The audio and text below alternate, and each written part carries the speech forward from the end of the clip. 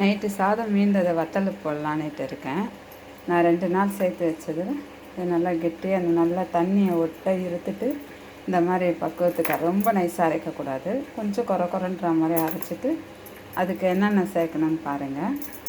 நல்லா பகடா மாதிரி போடலாம். இது 1 கப்பு அரிசி மாவு நான் சேர்க்குறேன். இது கூட ஒரு 1.5 ஸ்பூன் உப்பு,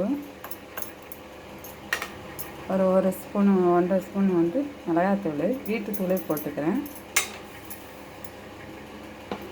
ஒரு 1/2 ஸ்பூன் மஞ்சாத்தூள் போட்டுக்கிறேன். அதுக்கப்புறமா ஒரு 4 வெங்காயம், ஒரு 4 பச்சை மிளகாய். ஏன்னா நம்ம காரம் போடுறதுனால 4 பச்சை மிளகாய் போதும். கருவேப்பிலை, கொத்தமல்லி பொடியாக அரிஞ்சு வச்சுட்டோம். கொத்தமல்லி எவ்வளோ வேணாலும் போடலாம். எல்லாத்தையும் போட்டு நல்லா கலந்துக்கலாம்.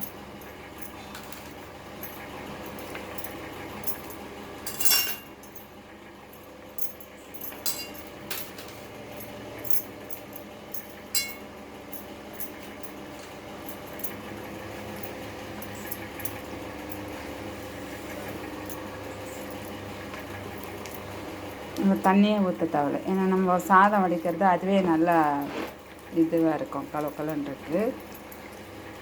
அதுவே நம்ம கரெக்டாக செஞ்சிடணும்.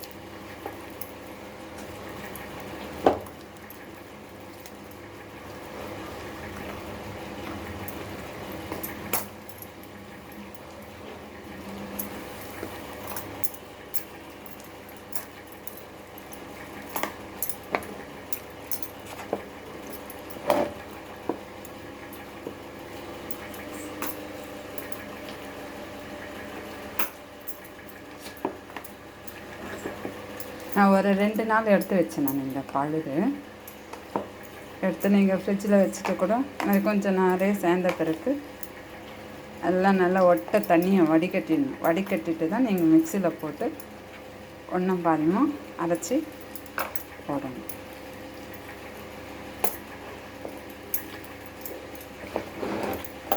இதிலே கஞ்சி வத்தல் கூட செய்யலாம். நான் நீங்கள் காட்டினேன் பாருங்கள். கஞ்சி வத்தலுக்கு நைஸாக அரைச்சிக்கணும். நல்லா கூழ் மாதிரி அரைச்சிட்டு ஒரு நம்மளுக்கு சாதத்துக்கு தகுந்த மாதிரி ஒரு 100 ஜவ்வரிசி போட்டு நல்லா வேகட்டோன்னு இந்த கஞ்சிக்கு அரைச்சி அதில் ஊற்றி அது கூட கொஞ்சம் பச்சை மிளகாய், அதுக்கு பச்சை மிளகாய் அரைச்சி ஊற்றணும். அரைச்சி ஊற்றி போட்டிங்கன்னா நல்லாயிருக்கும்.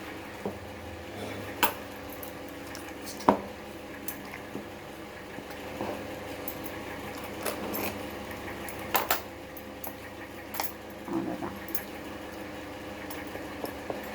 மேலே துணி போட்டு வச்சுருக்கிறேன். வாங்க போடலாம். எப்படி கிள்ளி வைக்கிறதுன்னு இது.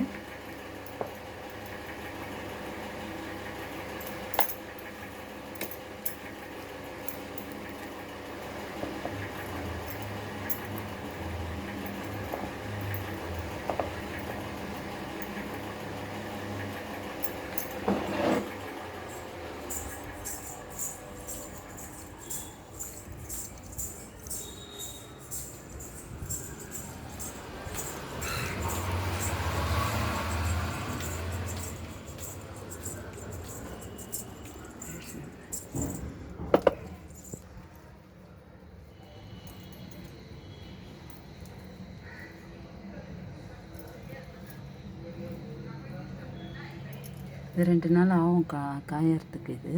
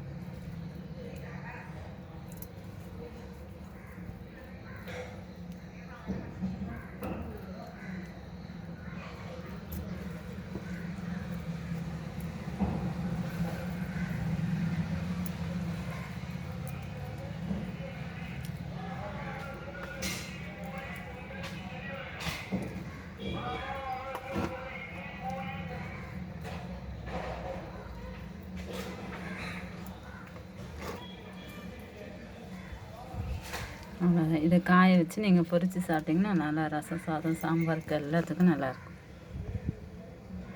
இதே மாதிரி போடுங்க.